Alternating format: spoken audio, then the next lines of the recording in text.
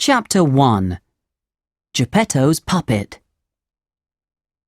Geppetto was a poor, lonely woodcarver. One day, he started to carve a puppet from a piece of wood. "I'll call the puppet Pinocchio," he thought. "He will live with me and be like a son, but he won't be a real boy." First, he carved Pinocchio's eyes. The eyes opened and stared at him. Next, he carved the nose and mouth. The mouth began to laugh at Geppetto. Finally, he carved the arms and the legs. Then Pinocchio stood up and ran away. Geppetto ran after the naughty puppet. He ran and ran until he caught Pinocchio. "Why did you run away?" Geppetto cried. At that moment, a policeman came along the road. He saw Geppetto shouting at the puppet. "Stop shouting at that poor puppet," the policeman said. And the policeman took Geppetto to the police station. Pinocchio went home and sat down in Geppetto's chair. Then he heard a small sound above his head. "Cree, cree, cree, cree." "Who's there?" cried Pinocchio. "It's me, Jiminy Cricket," said a voice. Pinocchio looked up. He saw a little cricket on the wall. The cricket laughed at him. "This is my father's house," said Pinocchio. "I want you to go." "I will not go," said the cricket. "I've lived in this house all my life. You ran away from home. You're a very naughty puppet." "I don't want to be a puppet," said Pinocchio. "I want to be a real boy. But I don't want to go to school. I want to play in the woods and climb trees." "You must go to school and be good," said the cricket. "Then you will be a real boy." Pinocchio began to feel tired, so he sat near the fire and went to sleep. Later that night, Geppetto came home from the police station. He knocked on the door, but Pinocchio did not hear him. "Pinocchio, let me in!" Geppetto cried. But when Pinocchio woke up, his feet were on fire. "I can't let you in," Pinocchio called to Geppetto. "I can't stand up. The fire is burning my feet." Geppetto climbed in through the window. He was very angry. But when he saw Pinocchio's feet, he felt sorry for the poor puppet. "Will you make me some new feet, Geppetto?" said Pinocchio.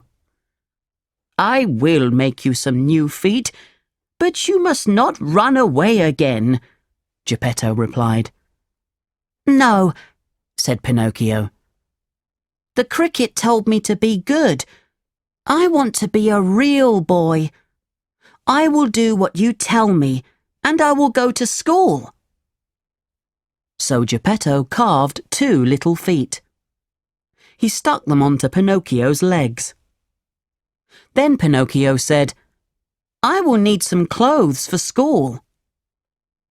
Geppetto took a piece of paper and some scissors. He made a little shirt, a little pair of trousers, and a little hat. Pinocchio put them on. Then Pinocchio said, "I need an ABC for school. I have to learn the alphabet. Will you buy me an ABC?" So poor Geppetto bought an ABC for Pinocchio. He bought it with his last piece of gold. The next morning, Pinocchio set off for school. He wore his new clothes and he took his new ABC. "I will learn to read and write today," he thought. "Then I can be a real boy." Pinocchio walked into the town. There were lots of children in the town square, and he could hear music. "What's happening?" Pinocchio asked a boy. "It's a puppet theatre," replied the boy. "And it's starting now. Do you want a ticket? You must pay with 1 piece of gold." "I haven't got a piece of gold," said Pinocchio. "But I can give you my ABC for a ticket." Then Pinocchio went into the puppet theatre.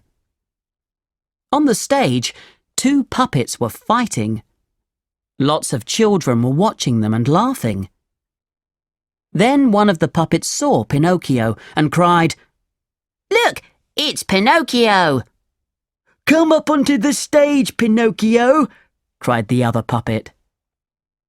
Pinocchio jumped up onto the stage. All the puppets hugged him. One puppet danced round the stage with him. But then one of the boys shouted, "I don't like this show. There's too much hugging and dancing." Soon all the other boys and girls began to shout too. The owner of the puppet theatre came onto the stage. "This is your fault," he said to Pinocchio. "I know what I'll do. I have no wood for my fire. I will burn you." "Please don't put me on the fire," cried Pinocchio. "Think of my poor father Geppetto. He's just a poor wood carver. What will he do without me?" Then the man felt sorry for Pinocchio. "All right," he said. "I will burn another puppet. Come here, Harlequin."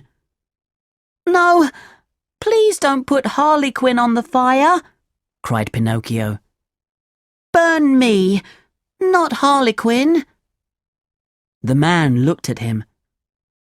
"You are a brave puppet," he said. "All right, I won't have a fire tonight, but you must go home now. Here are 5 pieces of gold. Give them to your father, Geppetto." So Pinocchio said goodbye to the other puppets and set off for home.